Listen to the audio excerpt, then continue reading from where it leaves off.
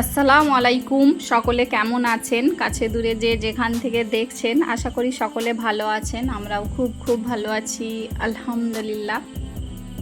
আগের দিন দেখিয়েছিলাম ছাগলের ঘরটা রেডি হচ্ছিল, তো ওদের জন্য যে খাট বানানো হচ্ছিল, তো এই যে চারিদিকে আপনাদের ভাইয়া খাট বানিয়ে দিয়েছে।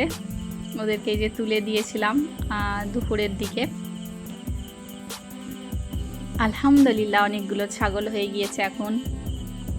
বড় ছাগলের ঘরটা হতে তো ছাগলগুলো বেশ অনেকগুলো লাগছে, আর ভালোও লাগছে যে ওরা হচ্ছে যে ওদের ঘরটায় অনেক আরাম করে থাকতে পারবে। বড় ঘর যেহেতু হয়ে গিয়েছে, আগের ঘরটা অনেকটা ছোট ছিল, খুবই অসুবিধা হচ্ছিল। তো বর্ষার আগে ঘরটা তৈরি হয়ে গেছে, খুব ভালো হয়েছে, খুব সুবিধা হয়েছে।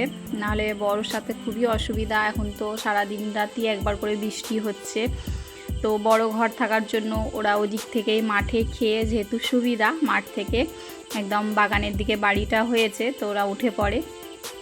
তো এই যে আপনাদের ভাইয়া সুন্দর করে ওদের জায়গাগুলো একদম তৈরি করে দিয়েছিল, দড়ি লাগিয়ে ওদেরকে রেখেছিল যাতে না ওরা একে অপরের সাথে মারপিট করে। তো এই যে খুব সুন্দর, আর হাওয়া বাতাসও চারিদিক থেকে লাগছিল। বলল যখন একদিন সময় হবে উপরে ওদের একটা ফ্যান লাগিয়ে দিতে হবে, যাতে গরমও লাগছে। আপনাদের ভাইয়াকে তো পুরো ঘামেতে একদম ডুবিয়ে দিয়েছে, এত গরম কাজ করছিল বলে।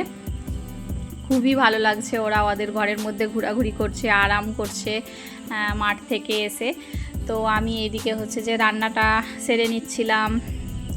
সকালে নাস্তা খাওয়া হয়ে গিয়েছে, আর এইদিকে হচ্ছে যে রান্নাই হচ্ছে যে আমি এদিকে পায়েস রান্না করব বলে দুধ বসিয়ে দিয়েছিলাম। প্রথমে ফুটাতে চালটাকে একটু, পায়েসের চাল একটু ভিজিয়ে রেখেছিলাম, দুধেতে এলাচ দিয়ে দিয়েছিলাম, যে দুধটা ফুটলে তারপরে হচ্ছে যে চালগুলো দিয়ে দিচ্ছিলাম। আর ওইদিকে হচ্ছে যে চিংড়ি মাছ রান্না করব, তো সেই জন্য একদিকে চিংড়ি মাছগুলো রান্না করব বলে পেঁয়াজ লাল করতে বসিয়ে দিয়েছিলাম। একে একে রান্নাগুলো সেরে নেব, একটু একটু করে এটা ওটা রান্না করব বলে, দুটো তিনটে তো হয়েই যায় প্রতিদিন, তো রান্নাটা করতেও সময় লেগে যায়। আপনাদের ভাইয়া থাকলে ছাগলগুলোকে উনিই দেখে, সুবিধা হয়, তখন আমাকে ছাগলের দিকটা আর দেখতে হয় না। আর না যদি থাকে তখন হচ্ছে যে ওরা যখন খেয়ে উঠে আসে তারপরে হচ্ছে যে রান্নাটা করি। ওরা যেহেতু সকালবেলা ওদেরকে 7টা সাড়ে 7টায় ছাড়ি, তো ওরা খেয়ে 9:30 10টার ভেতরে ওরা এসে আরাম করতে বসে যায়, তো তখন তারপরে বাকি কাজগুলো আমি সেরে নিই। আর এখানে ছোট ছোট চিংড়ি মাছ ছিল, তো সেটাকে ভাবলাম যে একটু বেশি করে পেঁয়াজ দিয়ে, বেগুন দিয়ে একদম একটু ঝাল ঝাল করে রান্না করব। তো সেই জন্য আগেই মশলা কষিয়ে ওতে চিংড়ি মাছ দিয়ে দিয়েছিলাম, এই যে বেগুন দিয়ে দিলাম। আমাকে বেগুন দিয়ে কিন্তু চিংড়ি মাছ খেতে ভালো লাগে, খুব পছন্দ নয় চিংড়ি মাছ সেরকমভাবে, কিন্তু বেগুন দিলে খেতে একটু আলাদা অন্যরকমই টেস্ট লাগে। আর এইদিকে এই যে পায়েসটা যেহেতু ওতে একটু সময় লাগবে, তো ওটা আস্তে আস্তে ওইদিকে জাল দিয়ে হতে থাকবে। আমি চিংড়ি মাছটা রান্না করে নিয়েছিলাম, আবার একটু সামান্য চিংড়ি মাছ মশলা দিয়ে কষিয়ে পেঁয়াজ লাল করে আমি একটু ছোলার ডাল দিয়ে রান্না করব।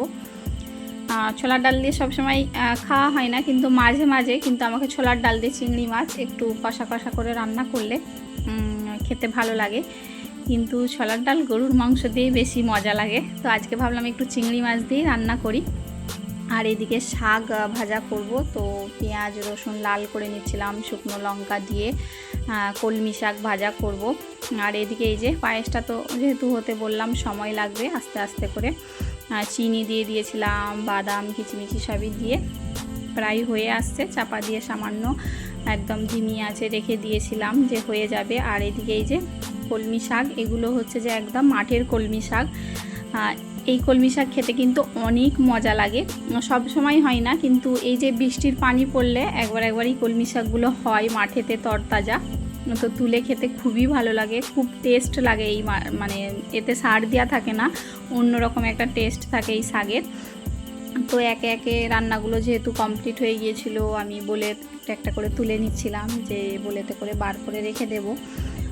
সবাই গোসল সেরে নেব, তারপরে হচ্ছে যে নামাজ পড়ে তারপরে ভাত বের করে নেব। তো সেই জন্যই আমি এক এক করে বলেতে তুলে নিচ্ছিলাম।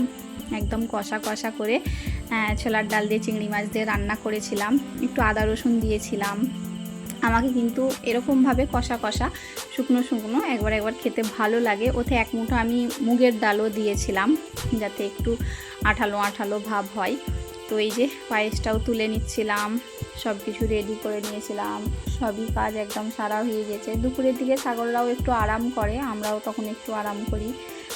তারপরে বিকালের দিকে ওরা আবার খেতে বেরোয়। তো খেয়ে দিয়ে একটু আরাম করে বিকালের দিকে ওরা মাঠে বাড়িয়ে গিয়েছিল। আর এইদিকে হচ্ছে যে ঈদের সময় দেখিয়েছিলাম যে ঈদের দিনে আপনাদের ভাইয়া গর্ত খুলে রেখেছিল, তারপর দিনে আমি হচ্ছে যে ছাগলের গুড়গুলো দিয়ে রেখেছিলাম, মানে নিংড়ি যাকে বলে। তো ওগুলো দিয়ে ভালো করে ওতে অনেক দিন ধরে মানে পানি দিয়ে ওটাকে পচাতে দিয়েছিলাম, যে ওর উপরে সামান্য মাটি দিয়ে তারপরে আপনাদের ভাইয়া গাছ লাগাচ্ছে। এরকমভাবেই প্রায় আমরা গাছ লাগাই। তারপরে একটু মশলা দিই, শিংকুচি দিই, সব কিছু মাটিতে মিক্স করে দিয়ে কিছুদিন ওটাকে ফেলে রাখলে ভালো হয়। তো অনেক দিন গর্তটা খুলে মশলা দিয়ে ওটাকে ওইভাবেই রেখে দিয়েছিলাম, আর সামান্য করে পানি দিতাম। তো আজকে হচ্ছে যে আপনাদের ভাইয়া বিকালের দিকে বলল গাছগুলো লাগিয়ে দিই। তো এই যে গাছগুলো লাগানো হয়ে যাচ্ছে। আর ভিডিওটা একদম ছোট, বেশি বড় করলাম না। আশা করি সকলে ফুল ওয়াচ করেছেন। ভিডিওটা এবার শেষ করে দেব। আর সকলে ভালো থাকবেন, আমাদের জন্য দোয়া করবেন। আপনাদের জন্য অনেক দোয়া ভালোবাসা রইল। আল্লাহ হাফেজ।